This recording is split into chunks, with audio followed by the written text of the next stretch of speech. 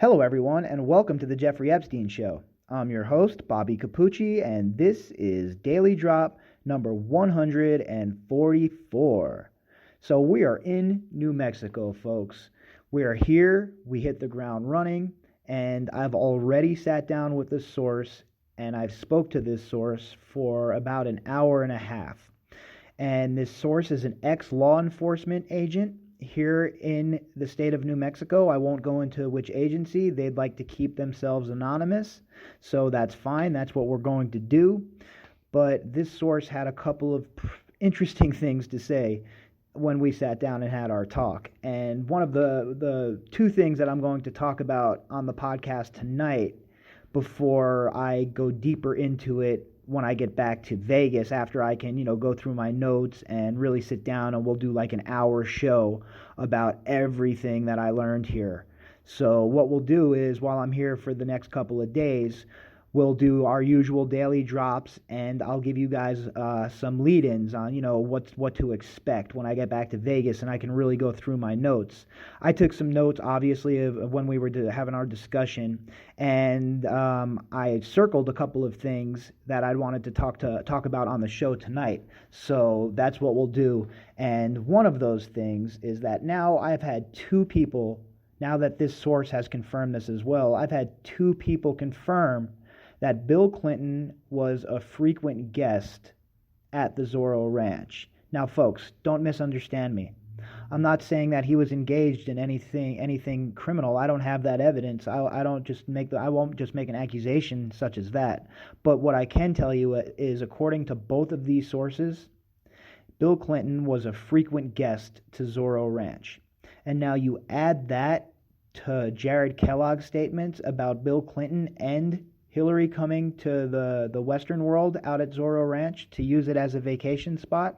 And that's three witnesses now that I can just remember off the top of my head, and I'm sure that there's more, obviously. But the three, those are the three that I can definitely remember right off the top of my head, and obviously I just had one tell me to my face that this occurred. So it's obvious to me that Bill Clinton is lying about his trips to New Mexico. Now, that could be for any number of reasons. I'm not going to speculate why he would be lying about his trips to New Mexico. We all have our opinions about that, I guess. But what I will say is this: he is as much of a liar as Andrew. And how Bill Clinton isn't being absolutely hounded by the legacy media over all of this, I have no idea. If I can cultivate a source that can place him there, do you really think that the legacy media, with all the resources that they have, couldn't have done the same? Is it that they couldn't have done the same, or they didn't want to do the same? Remember when this all happened, what Nancy Pelosi's daughter said. This is going to affect a lot of our faves, something along those lines. And personally, I don't even understand what that means. I don't have any faves in politics. It's not a football game, right? It's not a football game for me, especially these days. What you have is two tribalistic sides that are just arguing all the time, and it's absolutely ridiculous at this point. I don't want anything to do with that. But I will tell you this much: the fact that Bill Clinton is not being completely and utterly raked over the coals over this whole entire situation, I don't know how this man is escaping the spotlight here. He is the king of the deek. He is never, ever, ever, ever caught slipping. And I'll tell you, look, again, I'm not saying he did anything illegal while he was here. I have no idea. I have no evidence that points to that. But I'm just curious why this guy is lying about it, right? If you came to the Zorro Ranch and you were here as a guest of Epstein's, we all know you were on the plane 26 times. What's the point in lying about it at this juncture, right? Just admit it. Yeah, I was at the ranch. Me, Hillary, my kid went. We used the West World, and we used it as a vacation spot. Jeffrey and I were friends at the time. I had no idea, right? Why doesn't he just come out and say that? But no, he's such a liar that he can't even say anything like that. He has to just say, nope, I was never at the ranch. That wasn't me. And the media is just like, oh, okay, well, he was never at the ranch, folks. Let's not dig any deeper. It's just like with the Chinese giving the numbers on the coronavirus. Yeah, okay, sure, those are the real numbers. We're going to believe the Communist Chinese Party? Okay, yeah, that's a reliable narrator. I mean, they call Bill Clinton Slick Willie for a reason, folks, right? Come on. And the second thing that I wanted to talk about is how this source showed just utter disgust for the higher ups in law enforcement in New Mexico, and not only just the higher ups in law enforcement in New Mexico, but the politicians in New Mexico, and how they basically turned a blind eye, just like in the Virgin Islands, to what was occurring here. How everybody knew that Jeffrey Epstein was a sick son of a bitch, and everybody knew and had heard the whispers of what was occurring in Palm Beach and New York and the Virgin Islands. And to think that people here were that naive it's a stretch, okay? So my source was saying that it was disgusting to witness the way that Epstein was able to finesse these higher ups with not only, political contributions, but the, just the whole charity thing, and how he had his fingers deep in, the Santa Fe Institute here in town. That's another thing the source was telling me about, how his ties to the Santa Fe Institute have been downplayed, how he was, tied a lot deeper to them than we've heard, and how they didn't donate all of the money that they have gotten from Jeffrey Epstein. These are the sort of things that we talked about tonight, and it's a lot to process, right? It is a lot to process.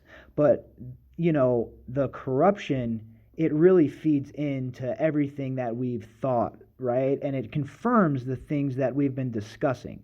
And that's really, truly what I was hoping to do, is, to come here and get some concrete evidence that there has been some malfeasance, right? We know that there has been, we've seen it, but to hear it from the horse's mouth is a whole different story. To talk to somebody who was so disgusted that they left their position because of the way the corruption was occurring, not with just only the Epstein case, but several other things. But it was to talk to this person and to see that, they spent their whole life to get the job that they had, and then to give it all up because they were so disgusted by the behavior of the higher ups and the elected officials that they couldn't go home and even look themselves in the mirror at night, and they couldn't lay down with their wives, and they couldn't hang out with their kids because they knew exactly what the hell was going on at that Zorro ranch. But what could they do if the higher ups weren't going to make the call and they were going to look the other way? This isn't the 1800s where the Texas Rangers are going to go vigilante justice on people. That's not the way our system works, unfortunately. It should, maybe, in some cases, right? But that's not the way it works. And that's, this source was so disgusted by the whole entire thing that they were like, you know what, Bobby, I just had to take a step back, and I had to do something else with my life, because I couldn't in good conscience get up every day and go to work and know what I know and not do anything about it. And then even if the source was like, we talk about it and people even know about it, and still you don't even hear about it in the media. So I wonder how many times that sources like this have been, ignored. We've seen such a pattern of people being ignored in this Jeffrey Epstein case that it doesn't shock me that even somebody who was a law enforcement official, who was trying to, I guess, blow the whistle even almost, was just ignored and shot down, and it was just buried as in, they're worried, they're taking care of it in New York. They got it under control in New York. And it was always like a pass the buck thing. And man, I don't know. It's just layer upon layer upon layer. And, I'm just here. This is the first day. This is the first day, right? And, an hour and a half conversation. I did not record audio. They were not comfortable with that, but I did transcribe notes of pretty much the whole conversation, And I'm going to obviously, like I said, I'm going to put it all together once I have all 3 of these interviews put together. So that's 1 down. I have 2 more tomorrow. Once I have the other interviews done, what I'm going to do is I'm going to write it up in an article, and I'll keep you guys posted on where I'm going to put that article, maybe a Medium account or something like that, and it'll give you a more in-depth look at everything that I was talking to them about, talking to the sources about. It's just crazy, right? It's just a whole crazy situation. How the higher ups in law enforcement and the higher ups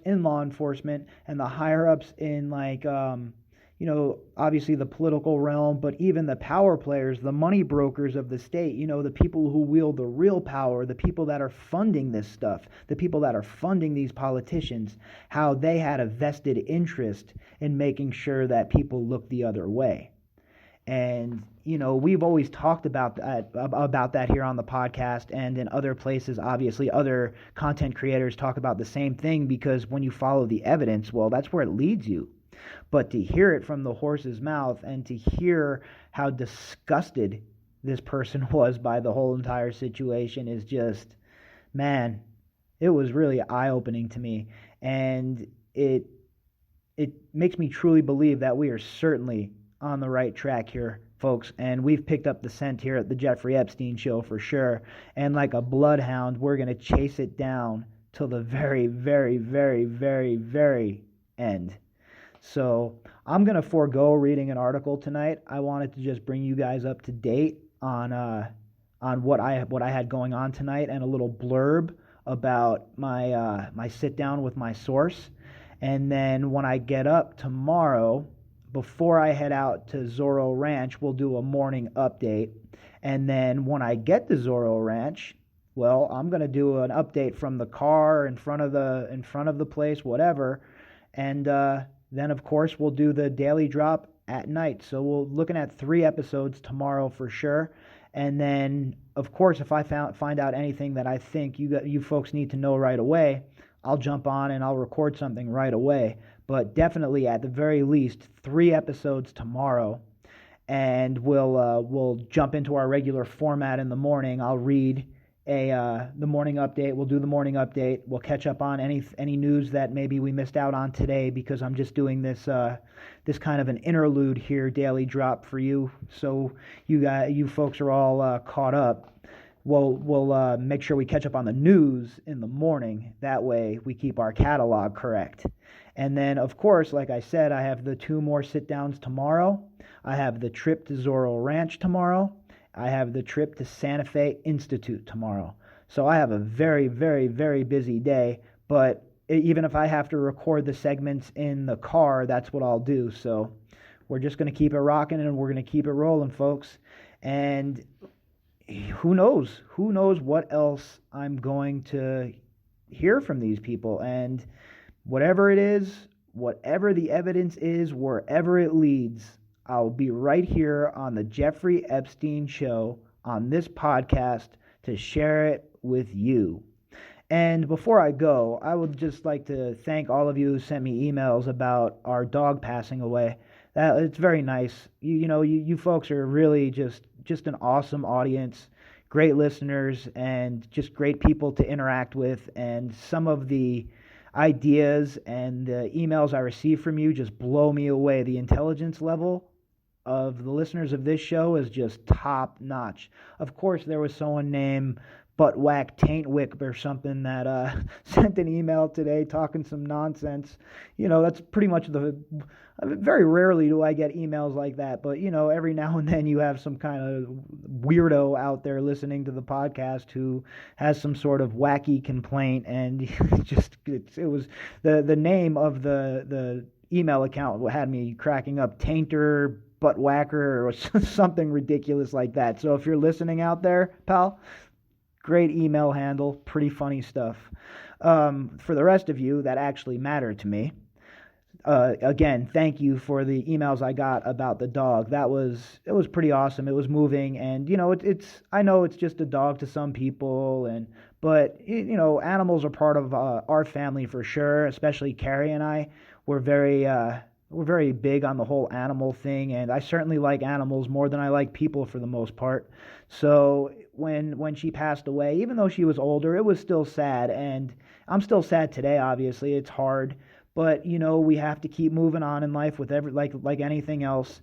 And I just wanted to say thank you to all of you who sent me the emails. And now that I've settled in and I'm going to be relaxing for the rest of the night, I'll be answering those emails personally. But I wanted to do one broad shout out as well for everybody who was so nice and so concerned about how Carrie and I were feeling. We definitely appreciate it, and obviously I definitely appreciate all of you listening to the podcast, because without you, well, my dad would be getting real tired of me sitting in his backyard running my yap and making his eardrums bleed with this nonsense.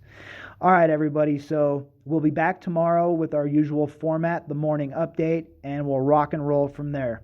If you'd like to contact me, you can do that at bobbycapucci@protonmail.com. That's BOBBYCAPUCCI@protonmail.com. If you enjoy my work and you like the content and you would like to help out and support the podcast, you can click on the GoFundMe link inside of the description box. All right, everybody, enjoy your evening, and I will talk to you all in the morning.